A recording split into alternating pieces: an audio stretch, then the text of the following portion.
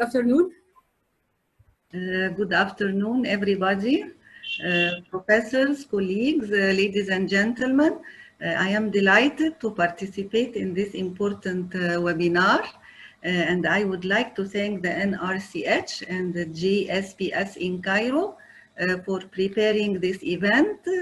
Professor Mohammed Hashim, President of the NRCH, Professor Ibrahim Tantawi, Professor Fokami Nawoko, and of course my dear friend Dr. Wale Saad, and all members of the organizing and scientific committee for their great efforts. Thank you for having me today. The topic today of my lecture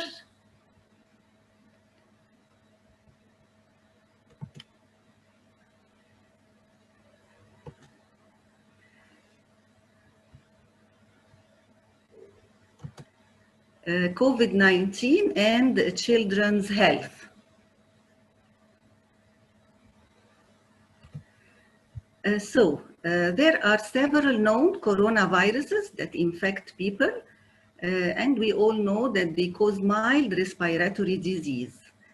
Two previously identified coronaviruses cause severe illness, SARS and MERS coronaviruses. The sudden acute respiratory syndrome and the Middle East respiratory syndrome coronaviruses, they were identified in 2002 and 2012 respectively, and fortunately they were contained and did not cause a pandemic. COVID-19, yes? You didn't share your screen? You didn't share your screen yet? I am sharing my screen. It's not appearing in front of you?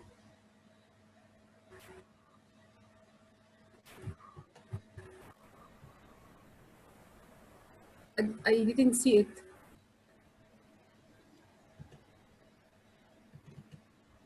Is it clear now? Is it clear, No, my screen? Not now.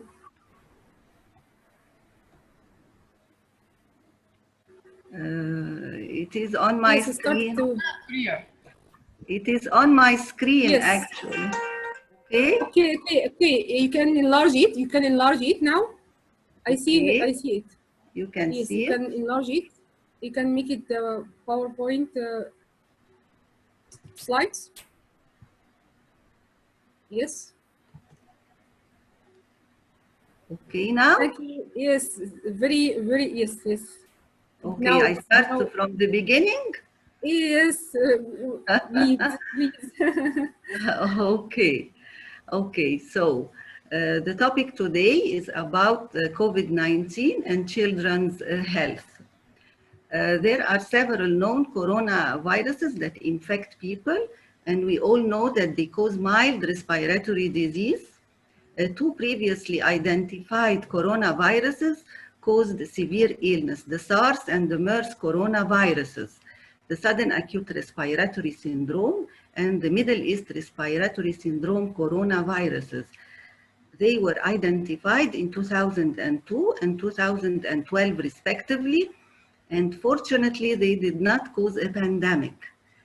COVID-19 is an illness caused by the virus SARS-CoV-2. The most likely ecological reservoir for SARS-CoV-2 are the bats. It is believed that the virus jumped the species barrier to humans through an intermediate animal host, a domestic animal, a food animal, or a wild animal, which has not yet been identified. So what is different about COVID-19, coronavirus COVID-19 disease? Available data suggest that the R0 value of SARS-CoV-2 is in the range of 2.4 to 3.1, and more recent estimates are around 5. What is the R0 value? It is the basic reproduction number. It indicates how much the virus is contagious. So each infected person is liable to infect 3, 4, or 5 other individuals. And SARS-CoV-2 lethality stands at 5.7% in adults and 1.3% in children. Asymptomatic carriers are considered the main challenge for containing the outbreak.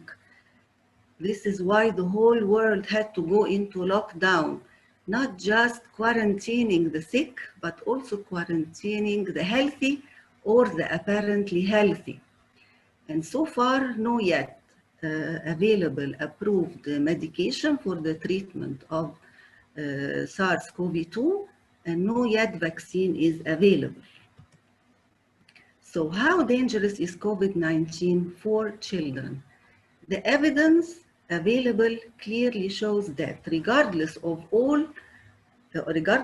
age, all people can get infected, and children, although are more resistant to severe illness, serious illness with COVID-19 is possible. Comorbidities are also a significant risk factor for hospitalization, and these include diabetes, chest, heart, and kidney diseases. Death rate, as mentioned before, from COVID-19 in children is about 1.3%. So what about the clinical presentation? Usually, signs and symptoms will develop from 2 to 2 weeks after exposure to infection. And the mean incubation period is about 5 days. The figure on the right is from the CDC, showing the leading signs and symptoms of COVID-19 in children versus adults. And as we can see, the leading signs and symptoms are the same in children as in adults, but they are less severe in nature, and they are also less likely to occur. Some children may present with severe disease, and these chest X-rays and chest CTs are of a pediatric patient presenting with severe illness, and they can show progression of disease. In the CT above, we have the multiple patch-like shadows indicative of the chest infection, and in B, progressing to high-density shadows and the famous ground glass opacities. And in the X-ray, C, brightness of lung decreased and the white lung-like changes appear. And unfortunately, this pediatric patient is still in the ICU. What about psychological effects of COVID-19 on children? Yes, there are psychological effects. Schools closed, children suffer from loneliness, they lack the company of their friends, and they lack the social support they need. So they worry of being infected, they worry of taking medication, they fear of getting sick, they fear of dying, they fear of losing loved ones, and they also suffer from anxiety, irritability, and sometimes they are angry. The figure on the right side shows a study done by the NGO Save Our Children, very interesting. 76% of the children said that they miss their friends, 59% were bored, and fortunately 38% enjoyed having more time with their family, one of the positive aspects other than positive aspects on the climate change, as we heard before. 13% felt lonely and 7% were scared. So it is important for parents to be vigilant, and they can seek professional help if they need. A lot of guidelines are available for parents to educate them how to protect their children, how to keep their children healthy by nutritious diet, by playing, by exercising, by spending time together, reading and having good times, and also help their children stay socially connected, which can be done by video chatting, by video calls, And also they should watch for signs of stress or behavior change, very important, like unhealthy sleeping habits, unhealthy eating habits. They should be alert to these changes. And a lot of data available online for the parents themselves, how to educate their children about the guidelines, how to keep their distance from each other, washing hands, disposing of infected or used tissues. All guidelines are available and very important for parents to use to educate the children and to help themselves. One very interesting study from Australia about how contagious is the coronavirus in schools. This is Australia's experience, reporting the data from 10 secondary schools. And very interesting, 4 teachers and 8 students who were initially infected exposed dozens of other children and teachers in the school. But only one additional student actually contracted the virus from that exposure. Very interesting result, which points out and suggests that young people may be less likely to spread the coronavirus than adults. Of course, we did not know that. In fact, we had the opposite idea that everyone thought that children are the super spreaders in the community. So this is a very interesting study, and of course will help in keeping the subject of reopening schools and physical attendance a viable matter, which is very important. Management protocols for positive COVID-19 pediatric patients is available and provided to us by the Egyptian pediatric societies. And of course, due to evolving data and knowledge every day, these protocols are being updated, but are available for healthcare professionals and physicians to use. Fortunately, the big pharmaceutical companies announced that vaccines are already being tested in people, and we are expecting the FDA to issue an emergency use authorization for COVID-19 vaccine. And of course, that after considering the safety and effectiveness of the vaccine. And this is, of course, very important for prevention, protection, and for safely lifting the lockdowns. So our take-home message is that most children do not appear to be at higher risk for COVID-19 than adults, but children are more resistant and suffer mild illness, but severe illness is still a serious complication in children, particularly what is known as the ISC syndrome, the multi-inflammatory system syndrome, which is very serious. It presents with a similar picture to toxic shock and Kawasaki's disease, and it is treated by anti-inflammatory drugs, immunoglobulins, and also corticosteroids.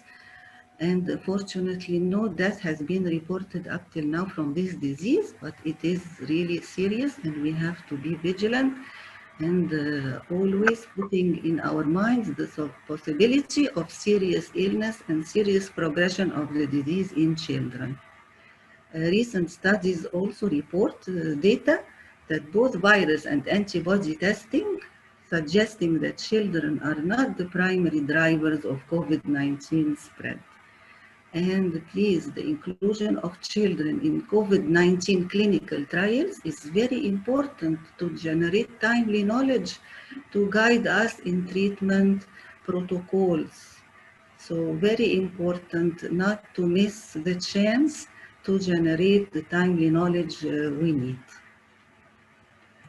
Thank you very much for your patience, and I would like to share with you the photo of our Grand Egyptian Museum that will be open soon, and I would like and hope to see you in Cairo to enjoy the wonders of Egypt. Thank you very much for your patience. Thank you so much, Dr. Hayam. Yes, it's a very great museum, and the very recent one, the newest one in Egypt, in Giza.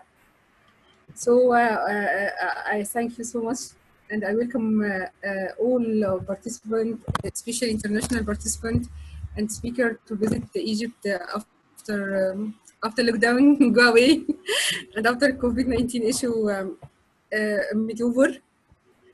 Thank you, Dr. Hayam. If anyone have questions, it will be welcomed. And I would like to ask you a question, if you don't mind. Yes, please. In children, especially in the age below 5 years old, it's very critical to ignore high fever. If any child present with high fever, it's very important to take very carefully about managing high fever. But with COVID-19, society and people have a false secure about children is secure or less getting infected from COVID-19 or getting serious complication. What I see, but in my side, I believe that any child symptoms, high fever, cough, sneezing, or running nose is a COVID-19 infected person until proof otherwise.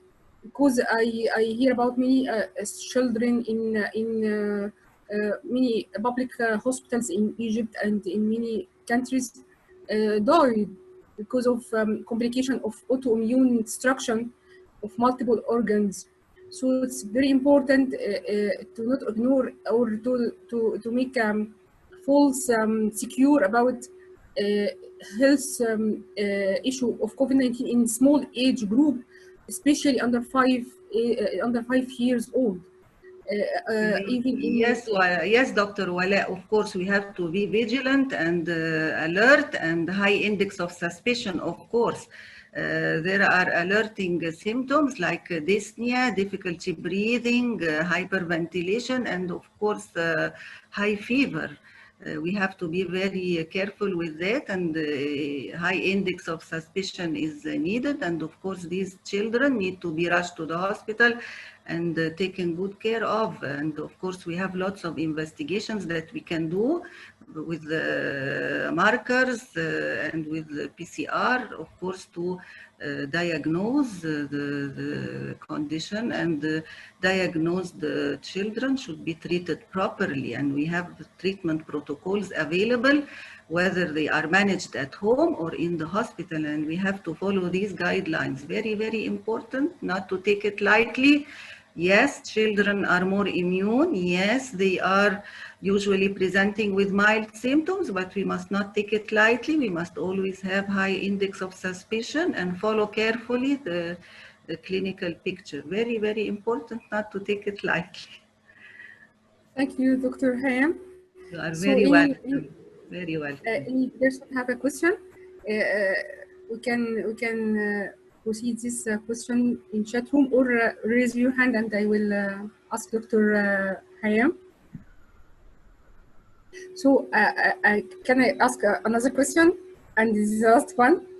Any special type of food can we serve for children above 5 years till adolescent period of life to immune or to increase immunity?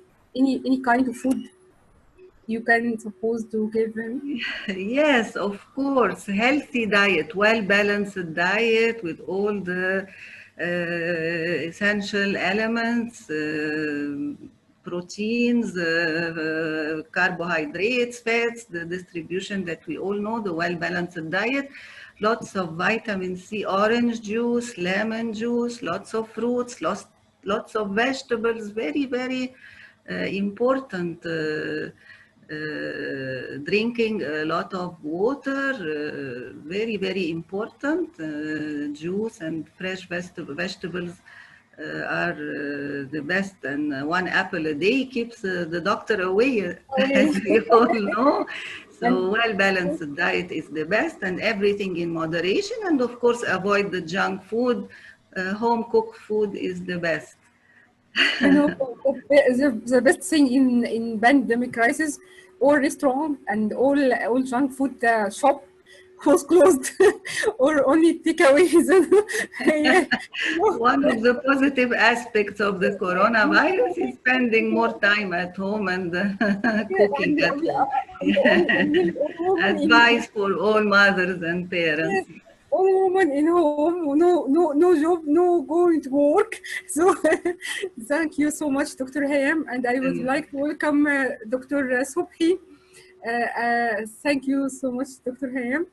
Dr. Very Subhi, welcome, thank you. Yes. You have 5-minute break to prepare your screen and sharing your screen with us. So would you please Start. if you want 5-minute break, it's okay. If you want to start, go ahead. You can take break 5 minutes, kind of, no problem. Okay, we have take break 3 minutes. Then you prepare your presentation. Okay, thank you. Okay. Share your screen. I will. Okay.